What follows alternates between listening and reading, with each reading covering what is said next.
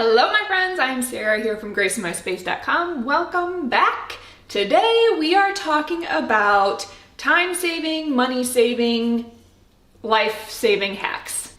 I mean, life-saving might be a little dramatic, but we all have those things that we do that we know makes a difference in our daily routines, in the amount of money that we're spending on things, in the efficiency of our family time. And so those are some of the things that I'm going to share with you today.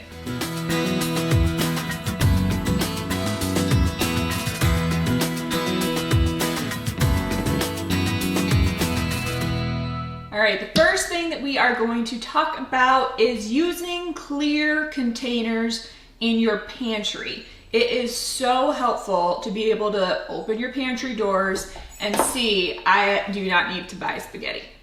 What I do is I just cut off the cooking times, even though spaghetti's kind of hard to mess up. But I tape them on the inside of the lid. I do that for rice as well. And then the directions are right there, but you have it in a nice clear glass container that is really helpful for your storage. That way, with just a quick glance, you can see that I need to buy brown rice. The same goes for my baking supplies, like brown sugar. This has an airtight seal so that it doesn't get hard, and so that's really nice too.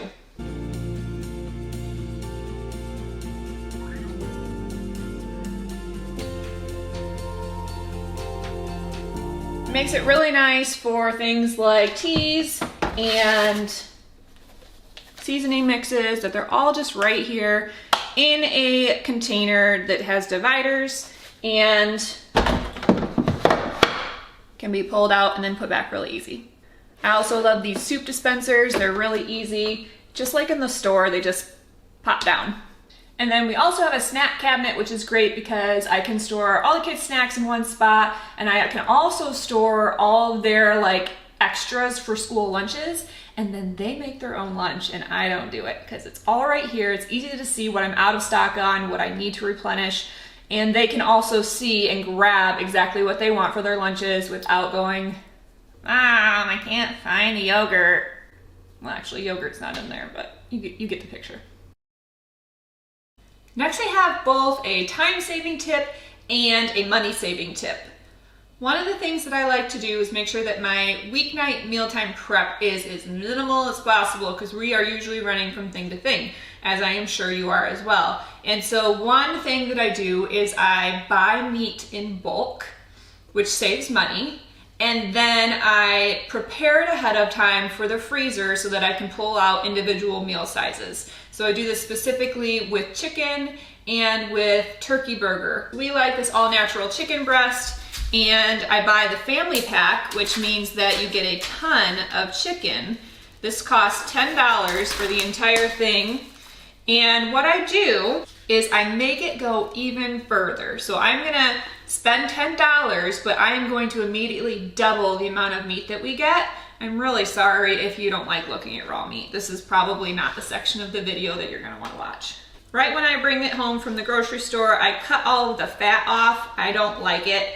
Some people like to keep it on there and they think it cooks their meat moister, but I'm not a fan. And then I take each individual chicken breast and I cut it through the middle. And what it does is twofold. You get two breasts out of one. So now you got two. It also creates a thinner cut so that when you are cooking, it actually takes a lot less time for it to cook in the oven or if you're grilling it because you have a thinner cut of meat. Look at this thing. This is huge. Who needs this much chicken? This chunk of chicken not only is a ginormous serving size, completely unnecessary as far as what we actually need to feed our bodies, but it would take forever to cook, and that would make it really dry because once you actually finally get that middle cooked, the rest of it is like Kentucky Fried Chicken. So I take all the chicken breasts, I cut the fat off of them as much as I want to, I cut them down the middle, and then I have prepared tin foil over here so that I can just easily fold up 4 pieces for our family's serving size. and put them right into the freezer. So I took 7 pieces of chicken and I multiplied it into 14. And now I have 3 meals for my family instead of 1.5 for $10. This also eliminates the need for pounding chicken thin. A lot of recipes call for you to take a chicken breast and literally beat on it until it's thinned out. This does the same thing, except it's doubling your meat. I will label a freezer bag with chicken breast and the date, put these all in there, and then pop them in the freezer. This makes it really nice because then I know that I have 4 pieces of chicken in here I can pull out for a meal, and I'm not thawing an entire bag of chicken. The next thing I do, I really like this all-natural turkey burger for a lot of our meals, and so I'll do the exact same thing with this.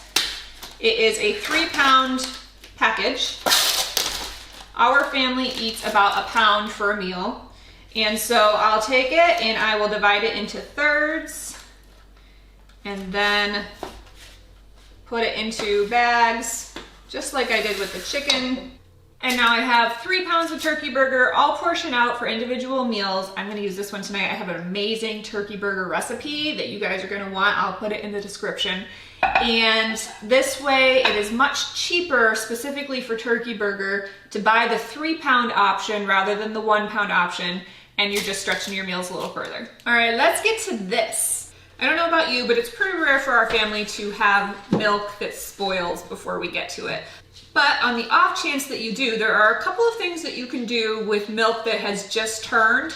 It shouldn't be chunky, but if it's just turned enough that you are not comfortable drinking it, then there are a couple of things that I usually do with our leftover milk.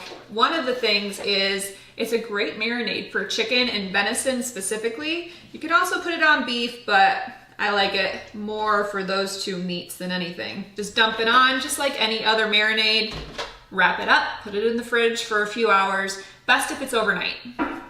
And then the other thing that you might not have known is that you can actually use milk that has just turned to water your plants and give them an extra dose of calcium. So I usually do about 1/4 milk to 3/4 water diluted, and then I just water all my plants.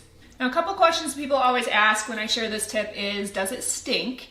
It does not stink. If it stinks, then your milk is too far gone, and just throw it away or use it for another purpose. It should not stink as long as you're diluting it enough. And then the second thing is, how often do you do this? I don't often have spoiled milk. So if I did have it on a regular basis, I wouldn't add it to my plants more than once a month. Another time-saving tip that I have that doesn't save you money, it costs money, but it's worth it, is this little guy right here.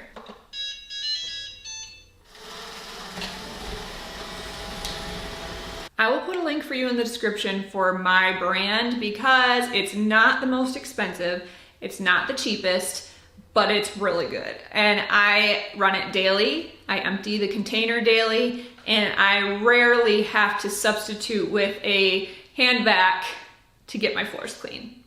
We have pets, we have kids, we have hard floor, we have carpet, it does it all. Do you see this? This is the most magical towel you'll ever find. It doesn't go there. It doesn't get wet there. It doesn't do this. It just hangs ever so nicely. You wash your hands. You dry them off. And you let it go. A kitchen hack that's not really a hack, it's just a really good product, and I'll link it for you in the description. This hack saves time, it saves money, because you're not buying fancy kitchen tools that don't actually do what they've said they should do. Ooh, that's a good looking one. How to cut your watermelon so that you have perfect serving size for dishing up. Quarter your melon. And then just slice it off the rind, but leave it inside of it. Cut it this way. See the short edge right here? Cut it down the middle. Then go this way. Perfect little cubes.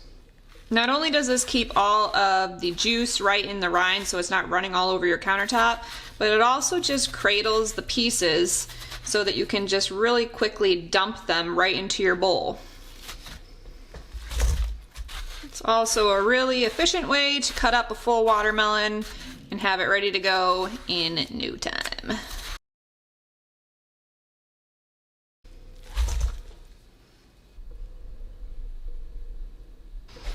Cover it with a beeswax wrap, pop it in the fridge. Another money-saving tip for food is to buy your berries in bulk. So if you can pick them, that's even more fun.